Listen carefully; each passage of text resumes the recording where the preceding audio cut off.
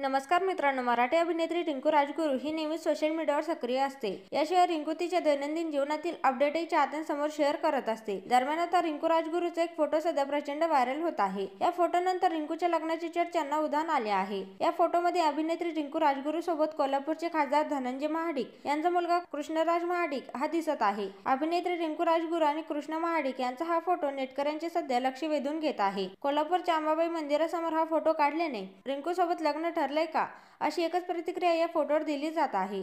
कृष्णा महाडिक हा सोशल मीडियावर नेहमीच चर्चेत असतो.